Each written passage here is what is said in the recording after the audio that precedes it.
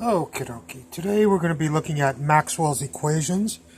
And what we're going to try to do is convert them from integral form to differential form in as fast a possible way as we can.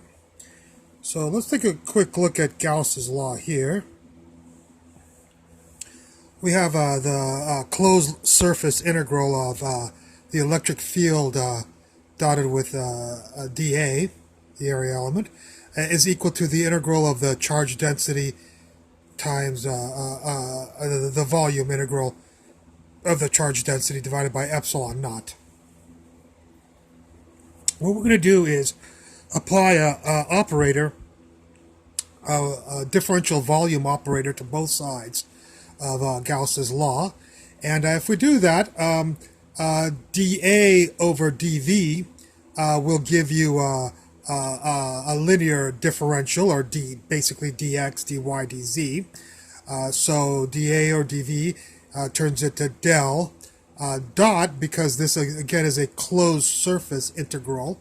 CSI doesn't stand for criminal crime scene investigators. It stands for closed surface integral. And so we'll get dA over dV will give us a dx, dy, dz on the bottom, or a del dot electric field. The dV will cancel with this dV. The integral operator and the differential operator will cancel, and you'll just get the charge density over epsilon naught, which of course is another form of Maxwell's equations, the form of this in differential form. So to do it in one step is going to be hard to beat by anybody else on the Earth, or probably the universe, if I may be so bold as to state. Let's go over to the magnetic Gauss's law, which is that the closed surface integral magnetic field dot dA is equal to 0. We're going to divide by, or we're going to operate again by the volume differential right here, both sides. So it's kind of interesting to think of, even though this of course is 0, we can think of a similar integral to the charge density, electric charge density, that there must be a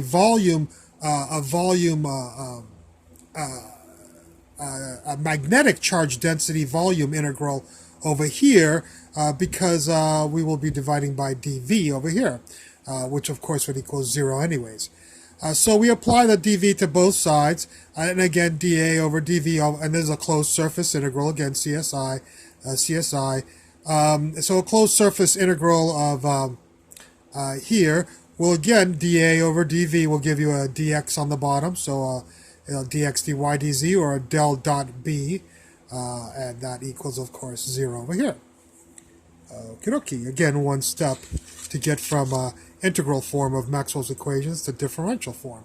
I'm sorry about this black line right here. I accidentally drew that. It means nothing, so ignore this black line right here. Okay. Let's look at Maxwell's other two equations. And here we have a closed line integral of the magnetic field, about a line integral, the line integral of B dot dl, equals mu naught, the integral of the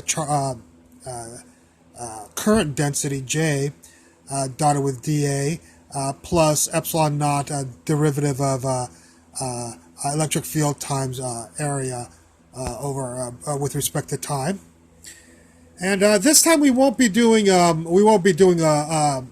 volume differential operator. We'll do an area differential operator. And an area differential operator, and I was kind of lazy, so put all of this stuff in here.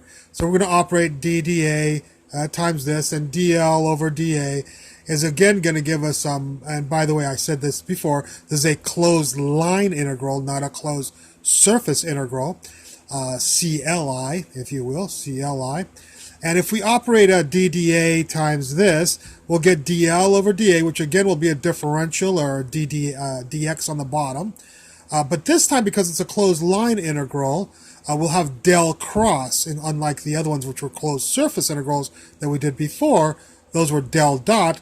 This will be a del cross B, equals mu naught, the dDA times the integral operator, The differential operator times the integral operator will, of course, cancel out, and you'll just get the charge, the current density, I'm sorry.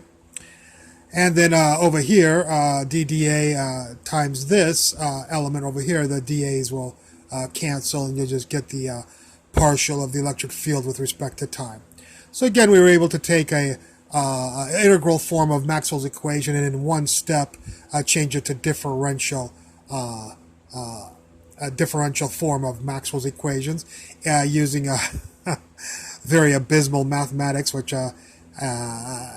some people don't know that, although physicists and mathematicians both know, mathematicians do not like the way physicists use mathematics, the unsophisticated way that physicists use mathematics. So this will it could get me excommunicated from the mathematical society if I even inhabit that society yet. Okay, let's look at Maxwell's last equation. Oh, by the way, these little m's right here mean you should memorize this, but you don't have to memorize this as long as you know how to apply this differential operators. So we'll need to memorize this. Be careful, I'm getting lazier and lazier. I didn't even put a step here, so I'm now, these I have added on later on.